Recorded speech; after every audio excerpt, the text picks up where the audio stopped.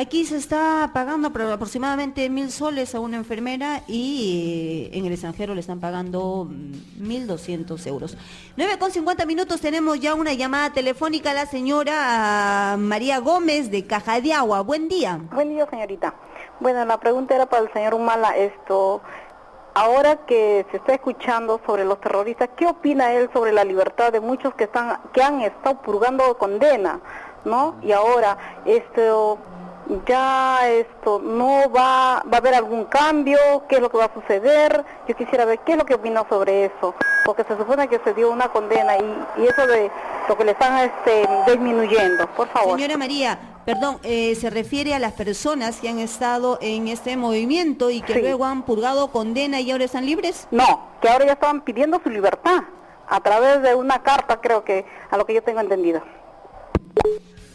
Bien. Le responde el comandante Ollanta. No se refiere a los terroristas que purgaron condena, ¿no? Sino se refiere a los que están buscando formas medias raras para buscar su libertad. Eso es lo que le he entendido, creo, ¿no? Bueno, yo he combatido la subversión en todas las zonas de emergencia. He estado en las 3 zonas de emergencia y justamente no reconociendo nuestro esfuerzo por defender el Estado de Derecho, me acusaron falsamente de violador de derechos humanos. Nosotros creemos que el que ha levantado las armas contra el Perú, el que tiene las manos manchadas con sangre, tiene que pagar su delito, y nosotros no creemos en ese tipo de cartas, etcétera. Y en el caso concreto que se está viendo ahora, que es el señor Crucillat, nosotros lo que vemos en el tema del señor Crucillat, más que el señor Crucillat, porque en verdad Crucillat es chancay de 20, Crucillat nunca fue dueño de un canal de televisión, era el que vendía los enlatados, las telenovelas de Televisa a canales como el Canal 4, y que terminó administrando el Canal 4, y que como administrador del Canal 4 vendió el canal, la línea editorial, a Fujimori por creo que $60 millones, me parece. Este señor no podría hacer lo que está haciendo si no tuviera el padrinazgo de Alan García. El autor intelectual de la maniobra de tratar de tomar la propiedad o el control del Canal 4 fue de Alan García, es el autor intelectual. Claro, como autor intelectual es muy difícil probárselo, por eso ha sido más fácil sacarlo al ministro de Justicia. El tema que debiéramos preguntarnos es: ¿por qué un canal de televisión en un año electoral es importante, es apetecible, codiciado por un gobierno? ¿Por qué quiere tomar? ¿Por qué no toma un hostal? ¿Por qué no toma una pollería, una farmacia, una universidad en un año electoral? Es apetecible y el gobierno ha tratado de tomarlo porque muchos canales de televisión, como mucha prensa escrita, lo que hacen en años electorales, en años de campaña, es asumir una posición activa como parte orgánica de determinada agrupación política, intentando destruir a un candidato o levantar a otro. Es decir, ellos mismos se faltan el respeto porque dejan de asumir el rol de medio de comunicación imparcial y se ponen una camiseta y entonces se hacen codiciables para el gobierno. Estos grandes canales de televisión hacen eso y por eso nosotros creemos que es conveniente que se regule el comportamiento de las empresas privadas de comunicación en años de campaña electoral. En segundo lugar, nosotros creemos que es necesario romper el monopolio de las licencias de funcionamiento de medios de comunicación en el Perú. Lo que más cuesta a un canal de televisión normalmente es la licencia. Eso cuesta más que las cámaras, que la estación misma, ¿no? Y eso lo tiene el Ministerio de Transportes y Comunicaciones. Nosotros creemos que eso debe descentralizarse a los gobiernos regionales. ¿Por qué? Porque lo que hace el gobierno es no dar licencias a muchas estaciones radiales y las pone en la categoría de piratas. De tal manera que si esas radios se enfrentan al gobierno, las cierran porque son piratas, pero en realidad no es que sean piratas, es simplemente que no les dan la licencia. Hay muchos trabajos al respecto y bueno, hay observaciones también. Un punto en lo que no queremos dejar pasar desapercibido es la actitud que hoy en día tomará pues el ministro de Justicia frente a esta situación, el doctor García Toma. ¿Qué opinión le merece su designación? Bueno, yo hubiera pensado que yo pienso que lo más conveniente hubiera sido un ministro independiente, no un ministro aprista. El problema acá es que da la impresión que el gobierno no tiene cuadros técnicos, cuadros políticos, más allá de su bancada congresal. Por eso es que erróneamente colocan congresistas que tienen una función constitucional de fiscalizar al Ejecutivo, los ponen de Ejecutivo. Entonces están poniendo al gato de despensero. En el caso de García Toma, él ya tiene una experiencia como jurista en el Tribunal Constitucional. Tengo entendido que no le fue bien concursando al Consejo Nacional de la Magistratura y tampoco con el tema del pacto social. Bueno, vamos a verlo, ¿no? Creo que lo ideal hubiera sido que sea un independiente, pero si ya García ha colocado a una aprista, en fin, que asuma nomás las cosas, ¿no? Al toro por las astas, dice, a ver si vemos si realmente hace buen el capote. Hay una situación también bastante delicada. ¿Cuál es la posición de Ollanta Humala, del Partido Nacionalista, frente a la situación de las rencillas que tenemos con Chile?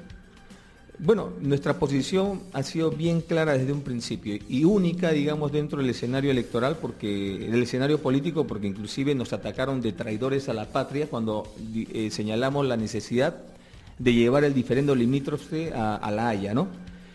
Nosotros hicimos una marcha a Tacna, acompañados con el pueblo de Tacna, Moquegua, Arequipa, y que obligó al gobierno a asumir la tarea de recuperar nuestro mar de Grau. Nosotros, dentro de este espectro, hemos denunciado la poca fuerza que le está poniendo el gobierno en el tema de la defensa del mar de Grau, a tal punto que hasta ahora el gobierno no desmiente la afirmación de que la memoria que presentó a La Haya, la defensa peruana, ni siquiera ha sido traducida al castellano. O sea, ¿cómo se puede fiscalizar un documento muy técnico que ni siquiera está en castellano, ¿no? Uno puede hablar inglés, puede leer en inglés, pero un documento de esa naturaleza tiene que ser traducido a una lengua materna, ¿no? En tercer lugar, el gobierno no ha desmentido la situación de haber recibido una carta airada del gobierno chileno diciendo de que no va a aceptar ningún tipo de modificación al Tratado de Libre Comercio. Y el Tratado de Libre Comercio que se ha firmado con Chile afecta el juicio que estamos llevando en La Haya, porque en ese documento el gobierno no reconoce la soberanía de las 200 millas. Y si el gobierno no menciona el tema de las 200 millas en la definición del territorio nacional, ¿qué van a decir los chilenos? Van a ir a La Haya y le van a decir, bueno, no sabemos qué están reclamando los peruanos, porque ni siquiera en su Tratado de Libre Comercio que firman con nosotros, hablan de 200 millas. Y entonces, ¿qué están reclamando? Una situación casi sin horizonte. 9:58 tenemos el contacto telefónico con la señora Rita de la zona de 27 de marzo. ¿Cómo está? Buen día. Buenos días, señora Barriga. ¿Cómo está? Señor Ollanta. Sí, hágale su pregunta. Quisiera saber del señor Ollanta los precios de los alimentos que se han elevado y la gasolina, la canasta familiar, digan si va a bajar en los precios en su gobierno. Bien, señora Rita, a la pregunta si el precio de la canasta familiar está de acuerdo con la situación, si baja o no baja, le responde el comandante Humala. Bueno, mire, en el tema de la canasta familiar hay muchos precios, ¿no? Lo que más o menos coloca el Instituto Nacional de Estadísticas es que la canasta básica familiar debiera estar aproximadamente en 1.100, 1.200 soles. Que es lo que debiera tener una familia para adquirir una canasta que le permita alimentar a una familia y prestar servicios, ¿no? Eso obviamente no se cumple en el Perú, y no se cumple porque los precios de los alimentos se disparan por una serie de razones, entre ellas porque el Perú no defiende lo que es la seguridad y soberanía alimentaria y prefiere importar alimentos que producirlos en nuestra tierra. Eso obviamente tiene un costo, el costo de que otro país esté produciendo alimentos para el Perú, y ese precio lo estamos pagando nosotros. Además de eso hay un tema de corrupción, porque son lobbies económicos, son intereses económicos los que obligan al gobierno a eliminar aranceles a esas importaciones, haciendo una competencia desleal con la producción nacional. Nosotros obviamente vamos a trabajar para abaratar el precio de la canasta de alimentos para hacerla accesible a la gente de a pie que también necesita alimentarse. Por eso conversamos, por ejemplo, con los agricultores. ¿Cuál es el problema de los agricultores nacionales? Básicamente es el tema de los fertilizantes. Claro, si importamos fertilizantes, los fertilizantes son caros. Si el Perú, con el gas que tiene en el sur, en vez de estar pensando llevarlo a México, crear un polo petroquímico, podríamos producir fertilizantes nacionales que fueran baratos y accesibles a la agricultura.